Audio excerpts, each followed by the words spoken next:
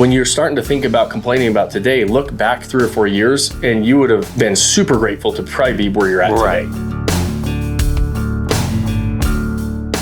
What's up, guys? Welcome to another episode of the Vacation Rental Revolution podcast. I'm your host, Shawn Moore, and we are back with another episode of our Whisky Wednesday with my main man, Dave Sivulich. He has his notes, he has his questions, and he kind of gives me a little overview at first, but we appreciate you joining us. These are new episodes for us, and we try to dive into some personal content, some trending topics, and then we go into questions and answers, those questions that you guys send in. And so if you have suggestions for us, things that you want to hear us talk about, we're open, we're all ears, and so send them in. If you have specific questions that you want answered, shoot them over to us. We'll make sure that we cover them on our Whisky Wednesday episodes. So Dave, let's dive in today. I know. You've been a little bit on the road a little bit. I haven't been seeing you in the office very much. It's just been a busy time for sure. You know, so these are fun though. I'm glad we get a chance to kind of bat back and forth a few topics. Talk a little bit about us personally. You know, a little bit maybe a trending topic in the market about short-term rentals, and then obviously we have a lot of communities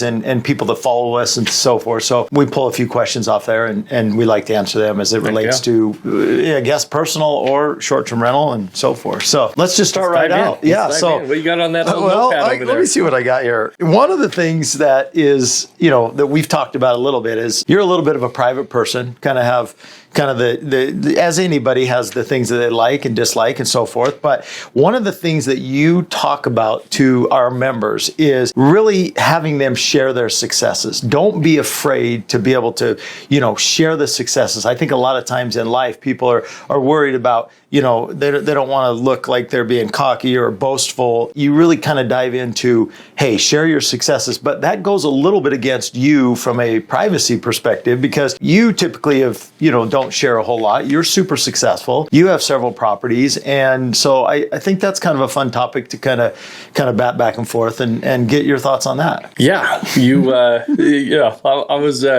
I try to prepare for my answers. You don't really tell me a whole lot about what we're talking about. This is an interesting one for me. Mm-hmm. Because you're exactly right. I definitely am a big believer that we need to share our wins, share our successes. You never know who is watching. You never know who you're going to inspire by somebody who's saying, man, they did it. I can probably do it. And sometimes it helps somebody take that next step forward. And so I'm a big believer in that. I fight with you about this. I fight with Scott, our CMO, about this. I fight with our media guys about this, of getting more out there of what I'm doing. And it is a little bit uncomfortable for me. I believe that you should share your successes to be inspirational to somebody, 100%. Yet, personally, I sometimes struggle with that. And I do sometimes feel like it is a little bit egotistical, or it's, I'm trying to show off or whatever else. But we also live in a world with social media and everything else. And there's a lot of fake success stories out there. And I guess because of that, I have this hesitancy to really show what we're doing a lot. So there's the part where you feel like, okay, maybe it feels a little egotistical, right? We've worked really hard. We're very fortunate. We feel very blessed of the situation we're in. For sure, we should share that. For sure, I should show that to somebody and use it to inspire somebody to say, hey, if that guy can do it, I can too. And that's our goal when as a mentor, as a coach and everything else. I also see the flip side of that coin. And I see a lot of people on social media that rent the fake jets, or they rent the real jets, but they sit in the jet and they film their videos, right? They go rent a big house and some really cool cars and they do their videos. I mean, there's production companies that's what they do because of social media and because it's where it's at. Maybe I'm looking to avoid criticism, whatever it is. I don't know what it is, but there is a hesitancy for me to go show the life we're living and feel like somebody thinks that I'm just faking it too. All right. You pull back a little bit, and I think that's your personality, being humble about your success. It's hard because people get motivated by watching other people's success. They want to be like that person. They want to be able to feel that it's possible, and they want to feel like they can do that. The hard part is, and you hit on it perfectly, is most of social media only shows the good. Yes. Only shows the amazing, the successful, the yada, yada, yada. I think we try to do a good job of really being upfront and super transparent with the people that we talk to. Is, hey, it's not always perfect. It's not always easy. There is no magic button. It is absolutely, there's difficult times. And I think people appreciate that, but I also think they need to see that because, when they join a Modesty or they become, a part of our world, or if they're going into the short-term rental world, they need to understand, you just don't buy a property, set it, and put it online and you're going to make a ton of money. I mean, there's a lot of work that goes behind it. So I think that's important too. Yeah, and I think that you hit on that too, because I think that pendulum swings from one side to the other, right? You share how hard it is and the real road that you're going to travel, which what we tend to do, and we tend to lean that way. But how many people do we actually talk out of this game, right? Yeah, that has been life-changing for us. Yeah. It is kind of sad because we're trying to say, hey, we want you to walk into this with your eyes wide open. I've said that from day one, and I want them to see the good, the bad, the ugly, and everything in between. And sometimes that road you're traveling, it's a little bit bumpy. It's a little bit rocky. It can be hard at times. And I'm more comfortable on that side than the flip side, which I totally agree with you guys when we talk about this and have these conversations internally all the time. We got to show the good too. You got to show what it really can do, right? How many lives have we seen being changed over the years, not only just with us in Modesty in the short-term rental game, but I've been in real estate investing for 23 years. There's a lot of people who have literally changed their lifestyle and financial future by investing in real estate. So we need to talk about that as well. I think there's this happy medium of talking about both sides of the coin, though. And I guess that's where I feel most comfortable is being somewhere in the middle. Well, somewhere in the middle is not that polarizing. Both ends of the spectrum are what's really polarizing, gets conversation started. When it comes to our success, I don't feel like I've arrived, right? I don't feel like... It's always a work in progress. Yeah, I always feel like, hey, there's more to do. There's things that we're working on. When you're starting to think about complaining about today, look back 3 or 4 years and you would have been super grateful to probably be where you're at today. And it's so true. You're like, okay, we're always trying to move forward. And so I never feel like, okay, I'm going to go post this because maybe it's not that impressive. But really, for a lot of people, if you're just a few steps ahead of them, it can be really impressive and somebody's striving to get there. Now, we look back and you take a breath and you're like, we've got a lot more than a lot of people have, and we're living a lifestyle. My kids are buying houses. We're doing all those things. I do worry about putting a lot of that out there because I do sometimes feel like that's showing off. I don't want to roll into the camp of, oh, now you're really showing off your private jets and your mansions and this and that and the other. There's a lot of people that do that. And that's just not our style. Right. I think and we're doing a better job at it. And I think if we show the good, we show the bad, we show the successes, we show the challenges. And I think it's important to do that. But I agree with you. I don't like always showing the one side because there's never one side. There's always two sides. You know what I mean? For sure. So I think that's important. But I think that's good. We're getting better at it. And I think people want to see the successes. Yeah, and those of you that are listening and watching, if you want to see more of that stuff, post it in the comments. Let us know. We'll talk more about it. We'll. I'm going to keep trying to get him to, I'll post the show off a little bit more. Yeah, we were supposed to. He's pretty cool. We were supposed to be on location today at the new house we're buying. And big surprise, we can't get there. Yeah, we have to change some things up. Right. Big surprise, we had to change the schedule for the film today. Yeah, so it doesn't always work perfect, right? And that's part of it too. Well, good. Well, I'm glad that's a good topic. I'm glad that's kind of a personal thing that we, people ask like, hey, why don't we show a little bit more and open up a little bit more? And obviously there's some reasons why, but I think there's some good reasons. So to do so. Yeah.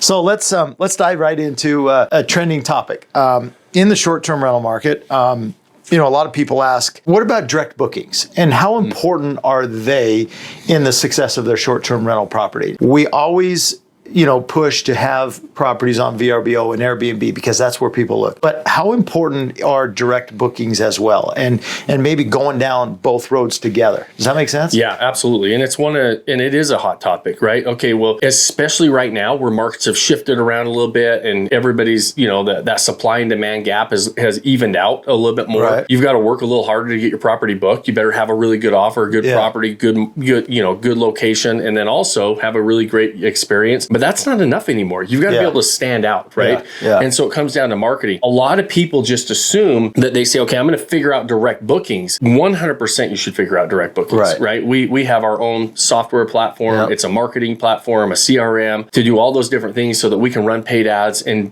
drive our own traffic to our websites and our properties and get our books, our calendars fuller than most people do, right? We operate toward the top of the market, but a lot of people assume that solves all their problems, and it doesn't. No. especially if you're struggling on Airbnb, you're struggling on Vrbo, you're going to really struggle with direct bookings. Yeah. It's actually a lot harder to go to a cold audience on Instagram, Facebook, or whatever else. You just don't have the audience for it. Right. I mean, somebody's on Airbnb or Vrbo, they're looking to book a property, right? That's why they're there. They're very intentional. If you can't book on those platforms, you definitely are going to struggle when you go to off of those platforms and people are on social media, on Facebook, Instagram, YouTube, wherever they're at. They're not there to book a property. You've got to even grab their attention away from everything else they're there to do and then get them interested enough to book your property. So with direct bookings, the key to direct bookings is really figuring out your offer. You've got to dial in the offer. Well, in our game, in the short-term rental game, the offer is not just the property. The property's part of your offer, but it's actually a small part. And that's what a lot of people forget about. The offer is the experience that you're able to provide the guest. When somebody's looking to book a property, you're selling the experience. Is the property part of the experience? Absolutely. But you have to go in and curate an experience for a specific target audience. And then you go take it and you test it on Airbnb and Vrbo. Right. That's step one. And go see, okay, this is free traffic, very intentional traffic. Am I able to attract people off of this platform to book my property on that platform? And if you are, then you have a good chance of being able to take it to paid ads and then being able to run those paid ads to direct traffic to your own direct booking site and start to book direct, right? And so there's this big gap between going from, okay, I have a property to actually booking and getting direct bookings. And all of that, all those steps in between are what people skip and they just say, okay, well, I'm going to go build me a direct booking site and then I might run some traffic to it. And then I'm going to wonder or hope that somebody books my property. If they don't, I'm wondering, well, or I might just have the opinion that direct bookings don't work that well. What you have to remember is when you're doing direct bookings, a lot of times you're trying to generate interest and you're really trying to build an audience. That's really what you're trying to do with direct bookings in your marketing is build an audience so that the end goal is a direct booking. But really what you're trying to do is get them interested enough to start saying, hey, I'd like some more information. And so we always have newsletters. We have things to do in the area. We have different things that they can, where they can go eat out and get rental cars, all those things that they would do if they booked any property, if they just visited the area. Forget about your property, right? So you're providing them a lot of value. They already said they were interested or they liked your property, but most people are searching for where they're going to stay 3 to 6 months in advance, and most people spend over 6 hours looking at properties. And so the chances of you getting them at the end of that 6 hours, right when they're ready to click book my property now, and that's the first mistake people make with direct bookings. And then the next mistake is they generate that interest, somebody raises their hand, and they have no way to communicate with them, right? You have to generate the interest, have somebody raise their hand and say, I'm interested in this property, and then you've got to stay top of mind until they're ready to book. So you've got these other steps after you figure out, okay, I've got an offer that books on the platforms, and now I've got an offer that books on platforms. Now I've got to get people to raise their hand off of those platforms, Airbnb, Vrbo, that are very intentional based audience to a not like a completely cold audience. And then after that, I've got to engage them. I've got to engage them, and they've got to stay top of mind till they book direct. You have to strategically figure out your direct booking strategy, and you're not going to go and say, okay, I'm done with Airbnb, I'm done with Vrbo. Those are amazing platforms with millions of people, right? I mean, there's a lot of money being spent on those platforms. Don't ignore them. But by being really good and understanding how to optimize your offer on those platforms, now you can take those same marketing assets, that same experience, and now you put it into a direct booking platform that is built to generate and build an audience, right? Most people build they have this booking platform that it's like, hey, buy now, or book now, right? Book now, book now, book now. That's not, and it doesn't happen. It doesn't work, right? You have to say, hey, give me some more information. So figure out how you can get them to raise their hand for more information, and then you start communicating with them. You start staying top of mind. You provide a ton of free content, and you engage those leads so that when they're ready to book, guess who's the only one really talking to them and engaged with them? Right. Well, and they love that this is your property and that they appreciate you're passionate about it and they know how much you love it and how much you appreciate them staying there. I had a great example this week. Our Modesty Maximizer account, I think is great for repeat guests. I had a customer or a guest that booked our Stargazer in St. George a year ago, and he was searching on the internet. He found our Maximizer site. He texted me, said, "Hey, I'm interested in booking for Christmas." We text back and forth. We end up talking on the phone, and I was able to give him a 15% discount on the nightly rate, and he booked, and it was perfect. And now this is his second time he stayed at our property. He'll probably continue to stay at our property, and now have created this relationship, created this contact, and that's really the brilliant side of direct bookings as well. Absolutely, so, and that's what people forget as well. They forget that you've got a really, really warm audience of somebody that has stayed at your property. Right. Well, if they booked off of those platforms, especially if you're using management companies, you don't really have a way to communicate with those people, right? Those are Airbnb, Vrbo, whatever platform they came off of. Those are their contacts. Mm-hmm. We're borrowing their audience, right? And so don't be mad, even though it's your property, that you can't go and access their audience because it's their audience. Yeah. You're borrowing that audience to stay in your property. But when you build a direct booking site and you start to build an audience, now you can communicate with them long term. One of the things that we love when any of us travel is predictability. There's a lot of pressure when you book a property to, if you're mom and you're booking for the family, it's like, man, I gotta make sure that everybody loves this, right? I don't want to ruin the vacation by having the wrong property, right? The same if it's even adults, right? Like adults go to book a property and there's 4 or 5 couples or 2 or 3 couples and they're going together and they give it's like, hey, we don't want to do this. You take care of this, Mary. Yeah. Mary, it's your job. Well, Mary's under a hell of a lot of pressure. Even though everybody says they don't care, they care. Right. If it's a crappy property, they care, right? And so when you have somebody that stayed that really liked it, they make sure that they can find you after they leave and you stay top of mind because guess what? They will come back absolutely every time because it takes the pressure off the next time. They know exactly what they're going to get. They know you were a great host. They know that you created a great experience. They know you have a great property, but most of the time they can't find you. Right. And that's why people don't get a lot of repeat customers. Exactly. They can't find them. Yeah. And so make sure you've got a platform that allows them to reach out a year later, like you did with the Stargazer. Yeah. It's good. Yeah. No, that's great. It's a great answer. I always have good answers. You want to? Well, I know. I mean, it's kind of long, but it was good.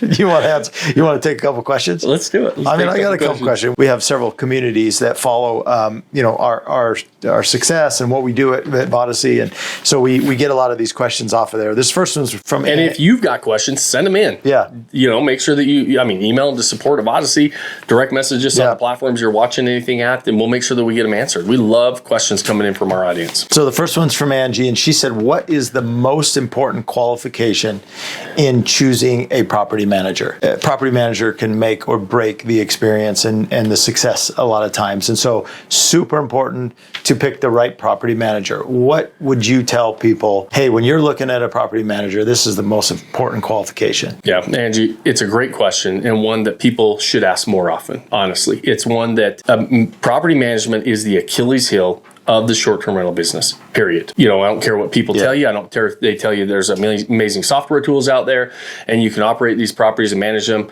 for a couple hours a week. I don't believe that for 5 seconds because I've been in the game for a long time. Property management, whether you're doing it yourself or finding and hiring a property manager, is one of the most important decisions you will make in your short-term rental investing career, like when you build in that portfolio. The things that we're looking for is we want a partner. Right? We're looking for somebody that really is partnering with us because this is a long-term relationship when it comes to property management. Right. And we want a partner that has similar goals to us. And our number one goal is to maximize our asset. The way that we maximize our asset is by being able to provide an amazing guest experience. Right? And so a property manager's job, in my opinion, is to do, and what we're really looking for is we're going to buy these assets, right? We're owners. We're investors. We buy these properties. They're big investments. They're expensive investments.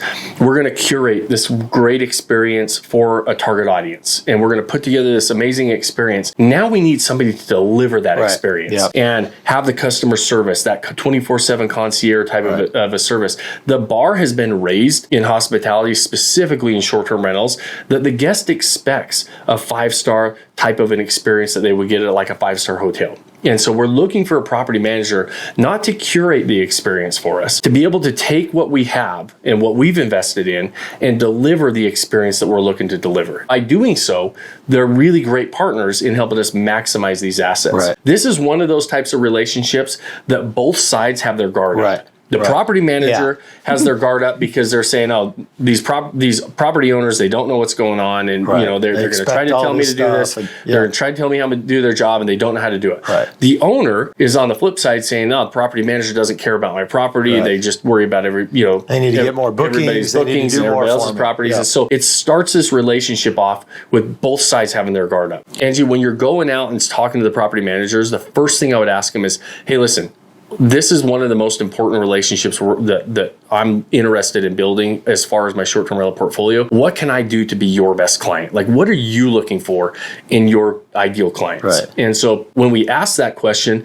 immediately the property manager starts to take their guard down. Right. Way before I start into 20 questions of what can you do for me? What can I do to be your best client? And when you start those conversations like that with your property manager, immediately the guard goes down and you can get to the important questions. Yeah. And there's really three things that I'm really looking for property managers to be able to help me and make sure that they've got systems and processes that they're okay with. One is, are they okay if I come in and have my own marketing assets? And what I mean by that is my own photos. My own photos, my own photo shoot. We can talk about that a whole different day because it's a topic that I can go on for a long time on. But you should be able to add your own marketing assets. Okay. It's the number one thing that's going to help you maximize your asset on the online, because we've got an online business. Right. We better have online marketing, right? And most people just go out and get, $300 or $400 or $500 real estate photos, and it looks like it should go on Zillow. Yeah. And so we'll talk about that another time. Okay. Yep.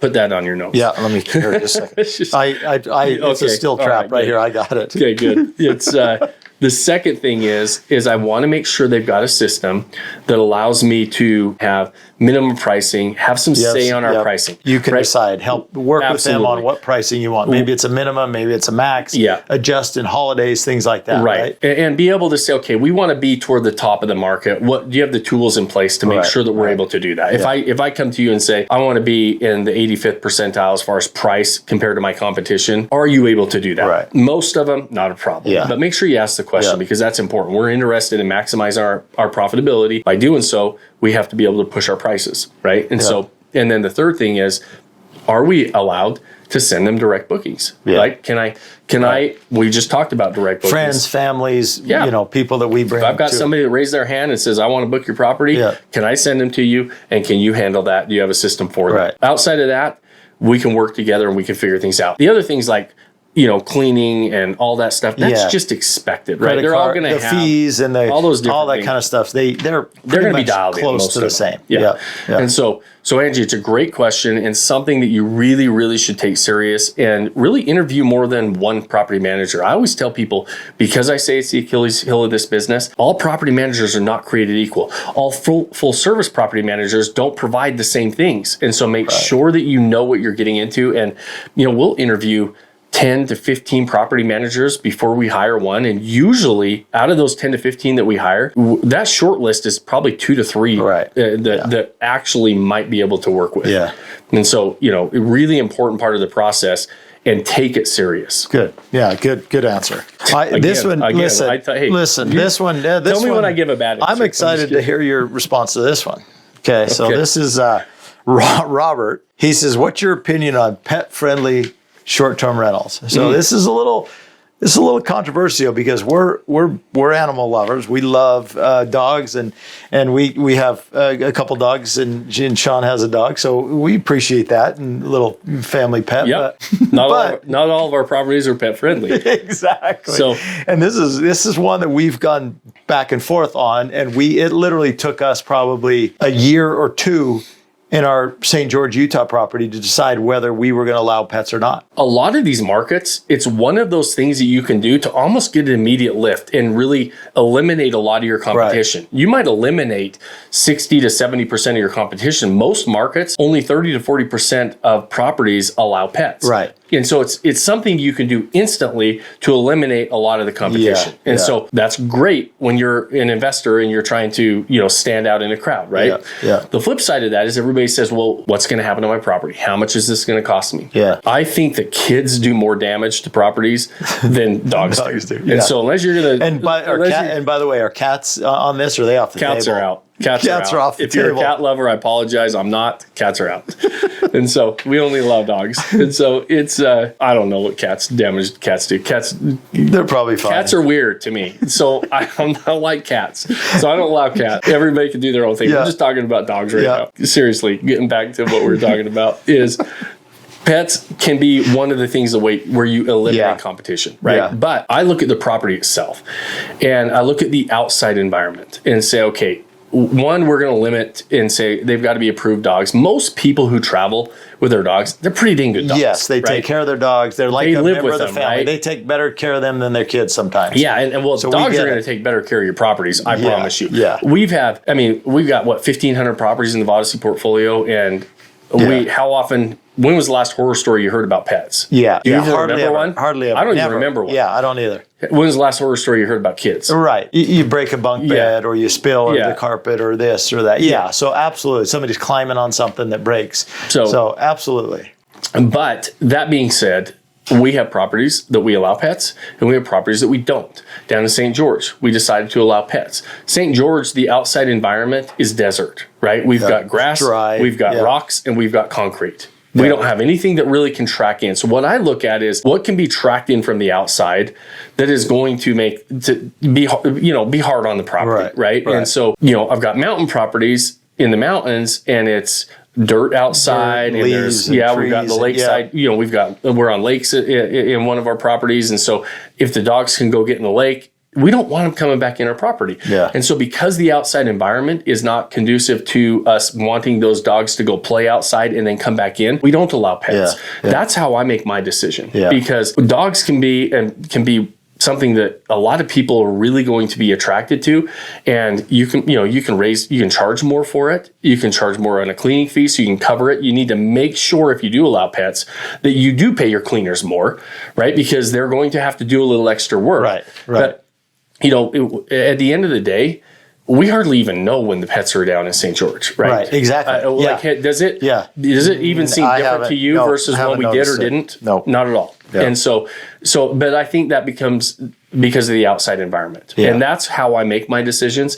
Simple as that. If it's outside is clean and they're not going to track a lot of stuff in, I'm probably going to lean toward pets. Yeah. If it's not, and it's in the mountains, you got lakes, you got rivers, you got things that can be tracked in, and they're not going to be cleaned off very well at the end, I don't allow pets. Good answer. Yes. 3 for 3. Good answer. I will say this, though. It's more and more people are traveling with their pets, for sure. Older couples that have a couple dogs or a dog, younger couples, they want to travel, families. So it is a way to consider, increasing your bookings if you have the right setup. And I think they ought to consider it. So for sure. Right now the markets have gotten really, really saturated. A lot of people are like, man, what do I do? Well, if you could eliminate 70, 60, 70% of the competition, would you do it? Yeah. It's a great thing to consider if you're trying to really stand out. Well, buddy, that's all the questions I got for today. I'm nice. 3 for 3 already good answers. After this, I'm already excited for our next episode. Hey, I can't wait. We'll keep diving in. So, guys, we'll wrap it up today. So we always appreciate you joining us. We know how valuable your time is, and it's always nice when you spend it with us. At the end of every episode, I ask you 2 favors. One is if you got any value out of this, share it, like it, anything you can do to help support us and spread the word. We very, very much appreciate it. If you got more than 30 seconds, leave us a review on whatever platform you are following us on. And then that second challenge is the most important one. And that is go pick one thing you can do today to start building that life you don't want to take a vacation from. Cheers, my friends.